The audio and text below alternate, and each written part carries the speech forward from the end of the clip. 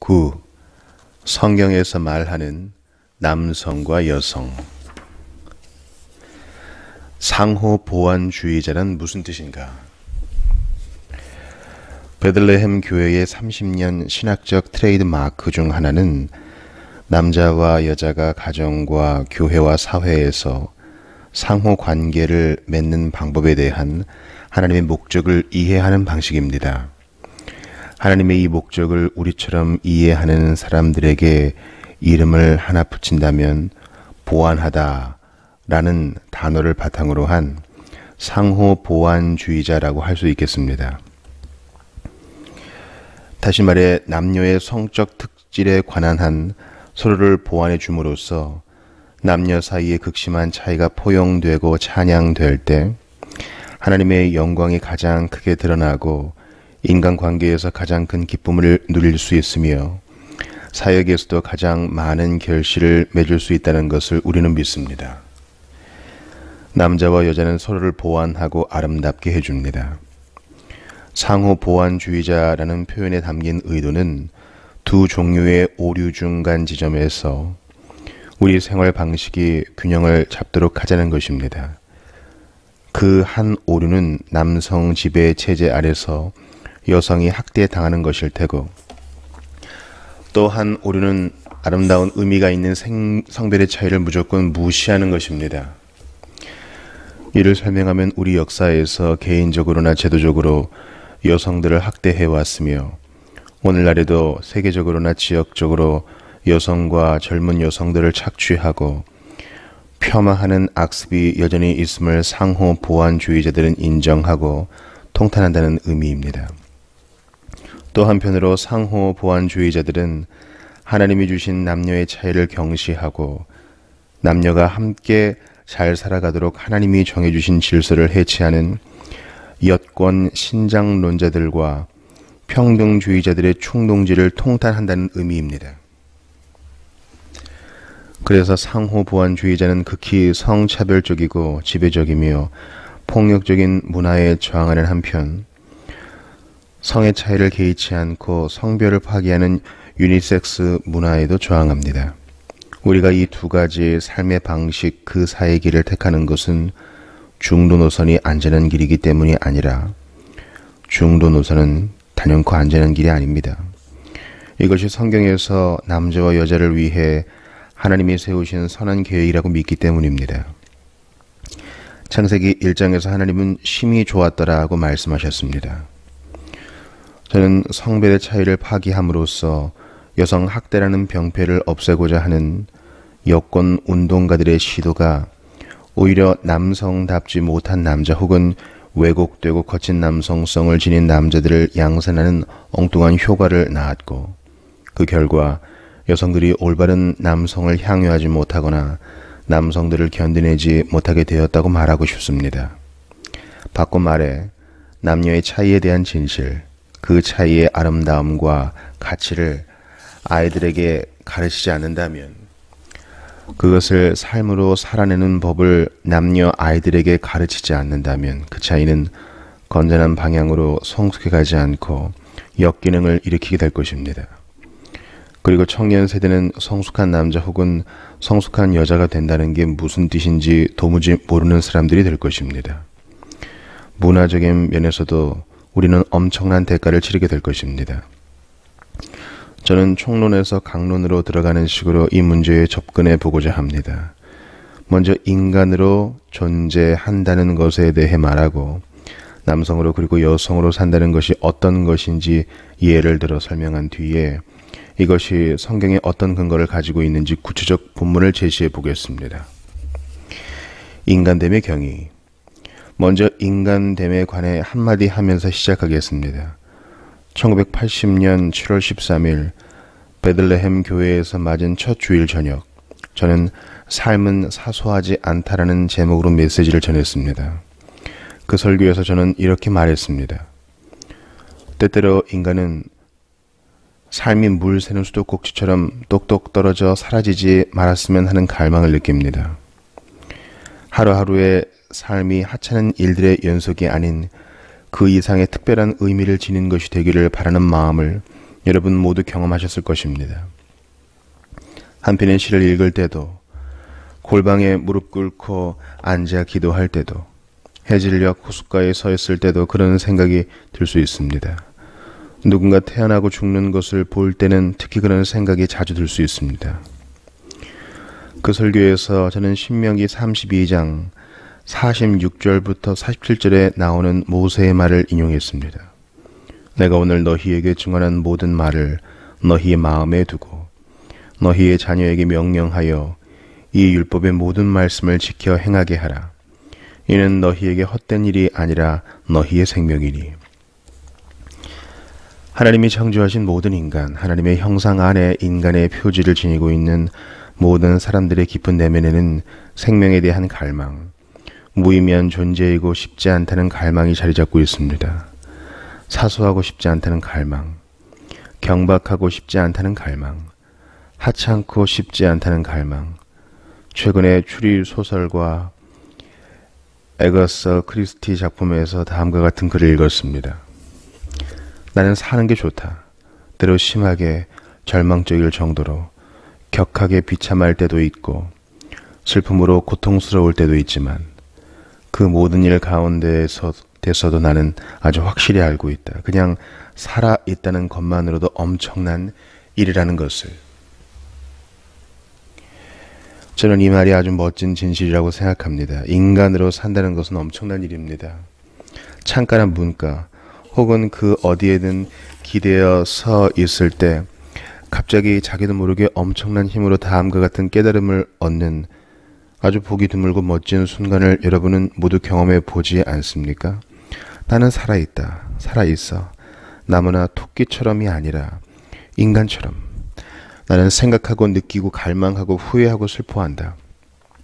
하나님의 바로 그 형상으로 만들어져서 나는 살아있다. 이건 엄청난 일이야. 실로 엄청난 일입니다. 하나님의 형상으로 창조되어 살아있는 인간으로 존재한다는 장엄한 사실에는 여러분이 남자 혹은 여자라는 사실도 포함되어 있습니다. 하나님이 자기 형상, 곧 하나님의 형상대로 사람을 창조하시되 남자와 여자를 창조하시고 남자도 여자도 아닌 포괄적 인간은 없습니다. 세상에 그런 사람은 존재하지 않습니다. 하나님은 그런 존재를 계획하신 적이 없습니다. 하나님은 남자 인간과 여자 인간을 창조하십니다. 이것은 엄청난 일입니다. 오로지 아기를 만들고 양육하는 것만을 고려해서 하나님이 남녀를 다르게 만드셨다고 생각한다면 위와 같은 인간 본질을 희화화하는 것입니다. 그렇게 피상적으로 설명하기에는 남녀 사이에 너무도 많고 깊은 차이가 존재합니다. 여자는 인간 속성의 뼛속까지 여자입니다. 남자 역시 그 사람의 인간적 속성이 미치는 한계까지 남자입니다. 이것은 대단한 일입니다. 그래서 제 말의 요지는 하나님은 우리를 그분의 형상을 따라 남자와 여자로 만드시는 대단한 일을 하셨다는 것입니다. 이 사실을 과소평가하지 마십시오. 이 사실을 기뻐하십시오. 자신이 남자 혹은 여자로 살아있다는 사실을 자랑으로 여기십시오. 성 역할은 능력의 문제가 아니다. 남성성과 여성성의 차이점을 보여주는 한 가지 그림을 상상해 보겠습니다. 백문이 불여일견이라 했습니다. 심지어 말 한마디로 이루어진 그림일지라도 말입니다. 시내의 대학 캠퍼스 예배실에 모인 젊은이들 사이에서 한 젊은 남성과 여성, 그러니까 20살가량의 남자와 여자가 예배 전 잡담을 나누는 광경을 상상해 보십시오. 여자가 하는 말과 여자의 모습이 마음에 든 남자가 말합니다. 옆자리 비어 있습니까? 두 사람은 나란히 앉습니다. 예배를 드리며 두 사람은 서로가 얼마나 하나님께 몰두하는지 눈여겨봅니다. 예배가 끝나고 헤어지기 전에 남자가 말합니다. 점심 약속 있어요? 없으면 제가 점심 대접하고 싶은데. 남자에게 관심이 없을 경우 여자는 이때쯤 신호를 보낼 수 있습니다. 고맙지만 다른 약속이 있어서요. 관심이 있다면 정반대 신호를 보낼 수도 있죠. 다른 약속이 있긴 한데 전화 좀 해보고요. 아마 약속 시간을 바꿀 수 있을 거예요. 사주신다면 기꺼이 가야죠. 두 사람 다 차가 없기 때문에 남자는 프랭클린 애비뉴에 있는 마리아 카페까지 걸어가자고 말합니다. 예배당에서는 걸어서 10분 정도 걸리는 곳입니다. 걸어가면서 대화를 나누는 동안 남자는 여자가 무술 유단자에다 주에서 제일 가는 실력파라는 사실을 알게 됩니다. 그런데 19번가에서 두 사람은 불량배와 마주칩니다. 두 불량배는 험악한 기세로 두 사람을 가로막고 말합니다. 아주 예쁜 여자친구를 사귀는구먼. 내 여자친구 가방과 하고 지갑은 우리가 가져가겠어. 그리고 예쁜 여자친구도 우리가 접수하겠어. 이때 남자의 머리에 한 가지 생각이 스쳐 지나갑니다. 이 여자가 저 녀석들을 혼내줄 수 있을 텐데. 하지만 남자는 여자 뒤로 물러서지 않고 기세 좋게 여자의 팔을 잡아 자기 등 뒤로 끌어당기며 말합니다. 이 여자한테 손대려면 내 시체를 밟고 가야 할걸. 불량배들이 움직이려고 하자 남자는 그 앞으로 달려들며 여자에게 도망치라고 소리칩니다. 녀석들이 남자를 쳐서 기절시키는 순간 여자는 눈 깜짝할 사이 그들의 안면을 가격해서 쓰러뜨립니다. 사람들이 모여들고 경찰차와 구급차가 도착합니다. 여자는 겨우 의식을 회복하기 시작한 남자와 함께 구급차에 오릅니다. 병원으로 향하는 중에 어떤 생각이 여자의 머릿속을 가득 채웁니다. 이런 남자라면 결혼하고 싶어. 이 이야기의 요지는 어느 한편의 능력이 좀 더 우월하거나 열등한 게 남자와 여자의 근원적 차이는 아니라는 것입니다. 남자의 마음, 여자의 마음에는 그보다 뿌리 깊은 기질 혹은 성향이 자리 잡고 있습니다. 비록 심하게 왜곡된 경우가 많긴 하지만 말입니다. 이 이야기에서 가장 중요한 세 가지에 주목해 보겠습니다. 첫째, 남자는 주도권을 주고 여자에게 옆자리에 앉아도 되는지, 함께 점심을 먹으러 가겠는지 물었고, 점심을 먹으러 갈 곳과 거기까지 가는 방법을 여자에게 제안했습니다. 여자는 남자의 행동이 무엇을 뜻하는지 명확히 알아차리고 자신의 욕망에 따라 자유롭게 호응했습니다. 여자는 남자의 장단에 맞춰 춤을 춘 것입니다. 두 사람 중 누가 우월한 능력으로 계획을 세운 것인지에 대해서는 아무것도 드러나는 게 없습니다.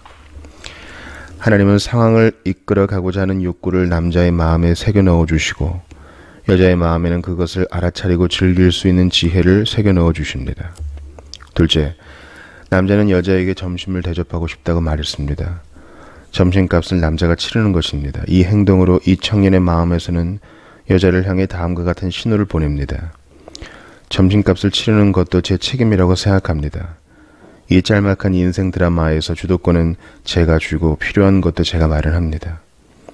여자는 이를 알아듣고 이에 찬동합니다. 여자는 남자가 주도권을 쥐는 것을 지지하고 필요한 것을 마련하겠다는 제안을 고맙게 받아들입니다. 그리고 무대 안무에서 여자는 예정된 다음 스텝을 내디딥니다. 이는 남자와 여자 중 누가 더 부자이고 누가 더 돈을 많이 벌 수 있는지에 대해 아무것도 말해주지 않습니다. 하나님이 만드신 남자는 그냥 자기가 그렇게 해야 한다고 느낄 뿐입니다. 셋째, 옆에 있는 여자의 자기 방어 능력이 자신보다 훨씬 뛰어나다는 것은 남자다운 영혼을 지닌 남자에게는 아무 상관도 없는 일입니다. 여자를 보호하겠다는 것이 하나님이 남자에게 주신 뿌리 깊은 충동입니다. 이것은 누가 더 능력이 뛰어난가 하는 문제가 아닙니다. 이는 남자다움의 문제입니다. 여자는 이것을 알아차렸습니다. 남자의 그런 행동이 여자인 자신을 얕잡아 보는 것이라 여기지 않고 오히려 자신을 존중하는 태도라고 좋게 받아들였습니다. 성숙한 남성성의 핵심에는 하나님이 주신 인식, 성향, 기질이 자리 잡고 있습니다. 리더십, 주도권, 필요한 것을 마련하는 문제, 상대를 보호하는 문제에 관한한 책임은 주로 자신에게, 오로지 자기에게만이 아니라 자신에게 있다는 관념 말입니다. 그리고 성숙한 여성성의 핵심에도 하나님이 주신 관념이 자리 잡고 있습니다. 남자의 이런 행동은 여자가 열등함을 암시하는 게 아니라는 것. 그런 남자와 나란히 인생길을 가면서 남자가 이처럼 자신을 이끌어주고 필요한 것을 마련해주고 위험에서 보호해주는 것을 기꺼이 수긍하고 받아들인다면 그것은 참 아름다운 일이 될 것이라는 관념 말입니다. 에베소서 5장 22, 23절의 증거와 적용. 이런 상호 보완주의자들의 견해에 동의하지 않는 사람들은 아마 이렇게 비판할 것입니다. 이런 관념은 모두 문화의 소산이라고 말입니다. 이런 관념은 타고나는 것도 아니고 하나님에게서 온 것도 아니다라고 말이죠.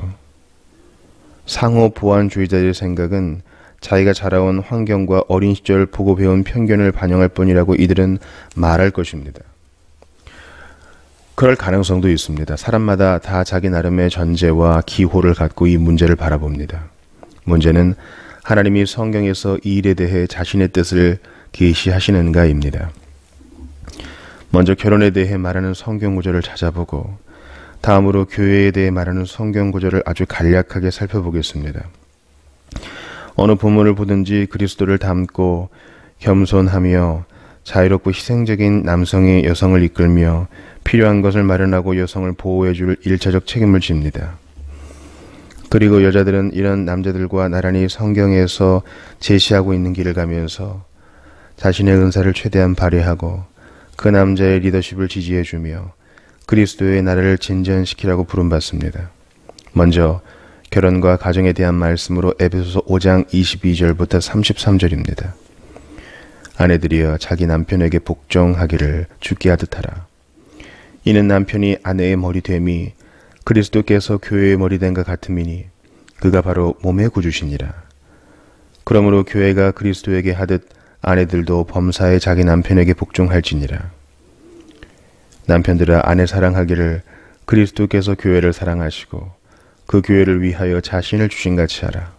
이는 곧 물로 씻어 말씀으로 깨끗하게 하사 거룩하게 하시고 자기 앞에 영광스러운 교회로 세우사 티나 주름 잡힌 것이나 이런 것들이 없이 거룩하고 흠이 없게 하려 하심이라. 이와 같이 남편들도 자기 아내 사랑하기를 자기 자신과 같이 할지니 자기 아내를 사랑하는 자는 자기를 사랑하는 것이라. 누구든지 언제나 자기 육체를 미워하지 않고 오직 양육하여 보호하기를 그리스도께서 교회에게 함과 같이 하나니 우리는 그 몸의 지체입니다. 그러므로 사람이 부모를 떠나 그의 아내와 합하여 그 둘이 한 육체가 될지니 이 비밀이 크도다. 나는 그리스도와 교회에 대하여 말하노라. 그러나 너희도 각각 자기의 아내 사랑하기를 자신같이 하고 아내도 자기 남편을 존경하라. 이 구절에서는 다음 네 가지 사실을 관측할 수 있습니다. 결혼은 그리스도와 교회의 관계를 크게 형식으로 표현한 것입니다. 32절을 보십시오. 이 비밀이 크도다. 나는 그리스도와 교회에 대하여 말하노라. 이 드라마에서 남편은 그리스도에게서 큐 신호를 받고 아내는 교회를 향한 하나님의 뜻에서 큐 신호를 받습니다. 25절을 보십시오. 남편들아 아내 사랑하기를 그리스도께서 교회를 사랑하시고 그 교회를 위하여 자신을 주신같이 하라. 그리고 22절, 23절을 보십시오. 아내들이여 자기 남편에게 복종하기를 주께 하듯 하라. 이는 남편이 아내의 머리됨이 그리스도께서 교회의 머리됨과 같음이니. 그러므로 가정에서 주도권을 쥐고 리더의 직분을 맡는 일차적 책임은 머리이신 그리스도에게서 지시를 받는 남편이 이행해야 합니다. 그리고 이는 권리와 권력의 문제가 아니라 책임과 희생의 문제인 것이 분명합니다. 25절을 보십시오. 그리스도께서 교회를 사랑하시고 그 교회를 위하여 자신을 주심같이 하라. 학대 같은 것은 있을 수 없습니다. 아내의 우두머리 행세를 할 여지도 없습니다. 권위주의 같은 것이 설 자리가 없습니다. 오만할 수도 없습니다. 여기 자기 자신도 구주가 필요한 탓에 교만 따위는 이미 무너진 한 남자가 있습니다. 그는 주님이 자신에게 주신 가정의 리더라는 짐을 기꺼이 지고자 합니다. 그 짐이 아무리 무겁더라도 말입니다. 경건한 여인은 이를 보고 기뻐합니다. 가정의 리더라면 가족들을 부양하고 따뜻하게 보호해줄 일차적 책임이 자신에게 있다는 것을 의식해야 합니다. 29절을 보십시오. 누구든지 언제나 자기 육체를 곧 자기 아내를 미워하지 않고 오직 양육하여 보호하기를 그리스도께서 교회에게 함과 같이 하나니. 양육한다는 말에는 부양한다는 의미가 담겨 있습니다. 그리고 보호한다는 말은 자상하게 지켜준다는 것입니다. 이것이 그리스도께서 자기 신부를 위해 하시는 일입니다. 경건한 남편은 아내와 가족을 위해 이렇게 해주어야 할 일차적 책임이 자신에게 있다고 여깁니다. 그래서 상호 보완주의자들은 성경에서 말하는 남편의 머리됨은 그리스도처럼 가정에서 가족들을 섬기는 지도자가 되어 가족을 부양하고 보호할 일차적 책임을 지라는 하나님의 부르심이라고 결론 내립니다. 그리고 성경에서 말하는 아내의 순종이란 남편의 리더 직분을 존중하고 지지하며 남편이 이 직분을 잘 이행할 수 있도록 자신의 은사를 활용해 도우라는 하나님의 부르심입니다. 창세기 2장 18절에서 말하는 것처럼 돕는 배필이 되는 것입니다. 이 사실이 교회에 어떻게 적용되는지 이야기를 펼쳐나갈 시간은 없습니다. 상호보완주의자로서 우리가 이 사실을 어떻게 보아야 하는지 간단히 요약만 해보겠습니다. 디모데전서 2장 12절에서 바울은 말합니다. 여자가 가르치는 것과 남자를 주관하는 것을 허락하지 아니하노니. 앞뒤 문맥으로 볼 때 우리는 이 구절을 다음과 같이 해석합니다. 즉, 교회에서 사람들을 주관하고 가르칠 주된 책임은 경건한 남자들이 이행해야 한다는 것입니다. 교회에서 장로와 집사를 구별하는 두 가지 기능이 있는데 그것이 바로 주관하는 일, 다스리는 일과 가르치는 일입니다. 따라서 이 구절을 가장 명쾌하게 적용하는 방식은 교회의 장로는 경건한 남자여야 한다고 말하는 것입니다. 다시 말해 교회는 하나님의 가정이므로 우리가 부부 사이에서 보는 머리됨과 순종이라는 현실은 교회에서 그 대응 관계를 찾을 수 있습니다. 주관이라는 말은 신령하고 은사를 가진 남자가 장로로서 교회에서 그리스도를 닮은 섬기는 지도자가 되어 사람들을 가르칠 주된 책임을 맡아야 한다는 하나님의 부르심을 말합니다. 순종이란 남자든 여자든 교회에 속한 사람들은 장로의 리더 직분과 가르침을 존중하고 지지하며 그 장로들의 섬김과 가르침으로 남자로서 혹은 여자로서 수백 수천 가지 방식으로 그리스도를 섬기는 데 필요한 것들을 구비해야 한다는 하나님의 부르심입니다. 맨 마지막 말이 아주 중요합니다. 영혼을 구원하고 상처난 삶을 치유하며 악에 저항하고 도움을 필요로 하는 사람들의 필요를 채워줄 섬김의 마음을 가진 남자들과 여자들에게는 무한히 넓은 기회의 땅이 펼쳐져 있습니다. 하나님은 남자나 여자 할 것 없이 전 교회를 섬김의 일에 동원하실 작정이십니다. 세상이 불타고 있는데 한가하게 집안에 앉아 드라마나 야구 게임만 보고 있어도 되는 사람은 없습니다. 남자들에게만 주어지는 특별한 도전. 성경에서 그리고 남자의 모습과 여자의 모습은 성경에서 그리고 있는 남자의 모습과 여자의 모습은 하나님의 형상으로 창조된 남자로 존재한다는 것이 얼마나 대단한 일인지, 마찬가지로 하나님의 형상으로 창조된 여자로 존재한다는 것이 얼마나 엄청난 일인지 깨달으라는 부르심입니다. 그러나 일차적 책임의 짐은 남자들이 지는 것이기에 주로 남자들에게만 한 가지 도전을 던지겠습니다.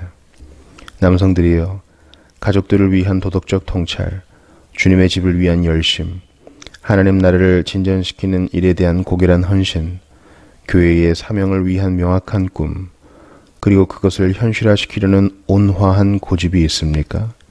이것이 없이는 경건한 여인을 이끌 수 없습니다. 경건한 여인은 엄청난 존재이기 때문입니다. 오늘날 교회에는 그런 남성들이 많습니다. 하지만 그런 남성들이 더 필요합니다. 주님이 자기 교회를 돌아보시고 하나님의 말씀과 교회의 사명에 헌신하는 지극히 경건하고 겸손하고 강하고 그리스도를 닮은 남성들로 강대한 군대를 창설하실 때 거대한 여성 군단은 이 남성들이 지도자 직분을 행사하는 것에 환호하여 기꺼이 동역자가 되어줄 것입니다. 그리고 그것은 정말 엄청난 일이 될 것입니다. 성경에서 말하는 남자됨과 여자됨에 대해 좀 더 알기. 타락 후의 갈등과 혼란. 하나님은 자기 형상을 따라 우리를 남자와 여자로 만드셨습니다. 이 사실에는 6가지 중요한 의미가 담겨 있습니다. 1. 사람됨의 평등. 2. 존엄의 평등. 3. 상호 존중. 4. 조화. 5. 보완성. 6. 한 운명.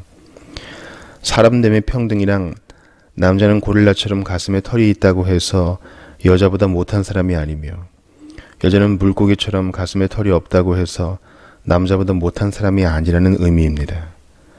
남자와 여자는 사람됨에 있어 동등하며 남자와 여자의 차이는 그 기본 진리를 바꾸지 못합니다. 존엄의 평등이란 남자와 여자는 하나님의 형상을 지닌 인간으로서 똑같이 존중받아야 한다는 의미입니다. 베드로는 베드로전서 2장 17절에서 무사람, 곧 모든 인간을 공경하라고 말합니다. 상대가 단지 인간이기 때문에 존중해 주어야 할 부분이 있습니다. 아무리 비열한 범죄자라 할지라도 그가 개가 아닌 사람이기 때문에 존중해 주어야 할 부분도 있습니다. 그리고 그 존엄함은 남자와 여자를 구별하지 않습니다. 상호 존중은 남자와 여자가 서로 존중하고 공경하려고 똑같이 애써야 한다는 의미입니다. 존중은 어느 한 방향으로만 흘러서는 절대 안 됩니다. 하나님의 형상으로 창조된 남자와 여자는 일종의 경외감으로 서로를 바라보아야 합니다. 죄로 부패하긴 했지만 완전히 훼손되지는 않은 경외감으로 말입니다. 조화란 남자와 여자 사이에는 평화로운 협력이 있어야 한다는 의미입니다. 우리는 남자와 여자 관계라는 톱니바퀴에 기름을 칠 방법을 찾아야 합니다. 그래야 팀워크가 있고 공감이 있고 기쁨이 있고 서로 도움이 될 수 있습니다. 보완성이란 남자와 여자의 관계라는 음악은 모두 같은 음으로 부르는 재창이 되어서는 안 된다는 것입니다. 그 음악은 소프라노와 알토, 테너와 베이스가 통합하여 내는 소리여야 합니다. 이는 남자와 여자의 차이점이 존중되고 지지되고 높이 평가된다는 의미입니다. 남자와 여자가 서로를 복제하려고 애쓰는 것이 아니라 상대방의 독특한 특질이 두드러져 보이도록 해줌으로써 서로를 풍요롭게 만든다는 의미입니다. 한 운명이란 남자와 여자는 그리스도를 믿는 믿음에 관한 한 생명의 은혜를 함께 이어받을 자라는 의미입니다. 우리는 다가올 세대에 하나님의 영광이 드러나는 것을 똑같이 향유할 운명입니다. 이렇게 하나님은 자기 형상으로 인간을 남자와 여자로 창조하시면서 뭔가 놀라운 것을 염두에 두셨습니다. 하나님은 그것을 아직도 마음에 두고 계십니다. 그리고 예수 그리스도 안에서 죄로 망가진 이 전망을 회복할 계획을 가지고 계십니다. 저주 이해하기. 저는 남자와 여자 사이에 어떤 갈등이 있는지, 그리고 남자 혹은 여자로 존재한다는 것이 무슨 의미인지에 관해 오늘날 얼마나 큰 혼란이 있는지 여러분이 아주 예리하게 인식하셨으면 합니다. 창세기 3장 16절을 보십시오. 아담과 하와 두 사람 모두 하나님을 거역하여 범죄했습니다. 두 사람은 하나님의 선하심을 신뢰하지 못하고 하나님에게서 돌이켜 자신들의 지혜에 의지해 행복해지는 법을 알려고 했습니다. 그래서 이들은 하나님의 말씀을 거부하고 선악을 알게 하는 나무 열매를 먹었습니다. 하나님은 이들을 불러 자초지종을 물으신 뒤에 죄로 인해 인간의 삶에 어떤 저주가 임할지 설명하십니다. 창세기 3장 16절에서 하나님은 여자에게 말씀하십니다. 내가 내게 임신하는 고통을 크게 더하리니 내가 수고하고 자식을 낳을 것이며 너는 남편을 원하고 남편은 너를 다스릴 것이니라. 이는 저주를 설명하는 말씀입니다. 결혼의 모델이 아니라 참상을 설명하는 말씀입니다. 죄가 우세한 인간 역사에서 결혼이 어떤 길을 갈지 보여주는 말씀입니다. 하지만 이 말씀이 진짜로 보여주고 있는 것은 무엇입니까? 죄가 들어온 이후 파괴된 이 관계의 본질은 무엇입니까? 열쇠는 이 구절 마지막 부분과 창세기 4장 7절 마지막 부분이 어떻게 연관되는지 깨닫는 데서 얻을 수 있습니다. 창세기 4장 7절에서 하나님은 가인이 아벨에게 적개심을 품고 분노한 것에 대해 경고하십니다. 하나님은 앞으로 가인의 삶에서는 죄가 우세할 것이라 말씀하십니다. 7절 하반절을 보십시오. 죄가 문에 엎드려 있느니라. 죄가 너를 원하나 너는 죄를 다스릴지니라. 문자적 의미는 내가 죄를 지배해라. 3장 16절과 4장 7절은 놀라우리만치 유사성이 있습니다. 히브리어로는 사실상 거의 똑같은 말이지만 영어 표현에서는 비슷한 점을 볼 수 있습니다. 표현에서도 비슷한 점 볼 수 있습니다. 3장 16절에서 하나님은 여자에게 너는 남편을 원하고 남편은 너를 다스릴 것이니라고 말씀하십니다. 4장 7절에서는 가인에게 죄가 너를 원하나 너는 죄를 다스릴지니라 하고 말씀하십니다. 이 두 구절의 유사성을 확인하는 것이 중요한 이유는 원한다라는 말의 뜻을 좀 더 명확히 보여주기 때문입니다. 4장 7절에서는 죄가 가인의 마음속에 웅크리고 있고 마치 사자처럼 죄의 욕망이 그를 향하고 있다고 말하는데 이는 죄가 그를 압도하고 싶어 한다는 의미입니다. 죄는 그를 거꾸로뜨리고 그를 제압하고 그를 죄의 노예로 만들고 싶어 합니다. 다시 3장 16절로 돌아가 보면 여자를 향한 죄의 욕망에서도 똑같은 의미를 확인할 수 있을 것입니다. 너는 남편을 원하고 라는 말은 죄가 여자 안에서 우위를 차지할 때 여자는 남자를 압도하거나 남자를 제압하거나 남자를 착취하고 싶어 하리라는 뜻입니다.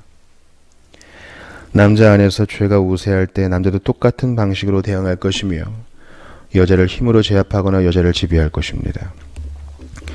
그러므로 3장 16절의 저주에서 진짜로 설명하고 있는 것은 인간 역사상 수많은 사건들의 뚜렷한 특징을 이루고 있는 남녀 사이의 추악한 갈등입니다.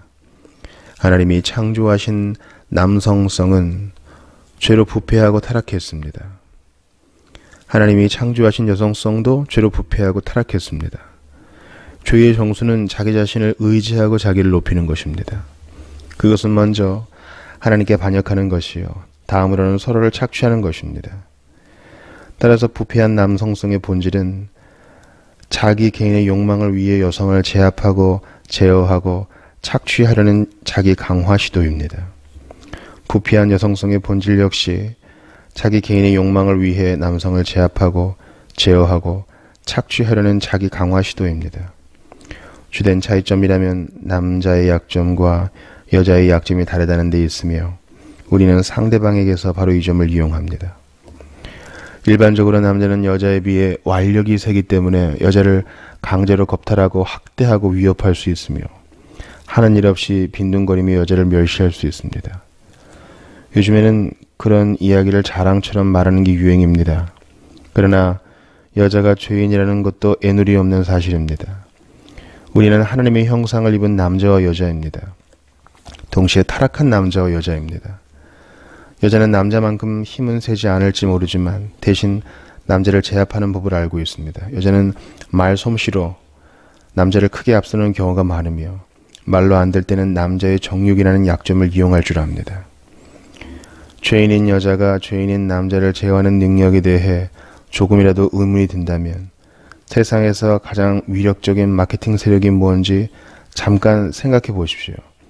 바로 여성 군단입니다. 여성들은 남자의 보편적 약점이 뭔지 알고 그 약점으로 남자를 제어하는 법을 알기 때문에 무슨 상품이든 팔 수 있습니다.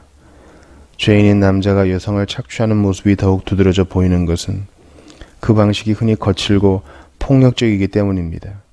그러나 잠깐만 생각해 보면 죄인인 여자가 남자를 착취하는 행태도 그에 못지않게 우리 사회에 널리 퍼져 있다는 것을 알 수 있습니다. 차이점이라면 죄에 물든 우리 사회가 어느 한쪽의 사악함은 용인하면서 다른 한쪽의 사악함은 용인하지 않는다는 점입니다. 정반대인 사회도 있습니다.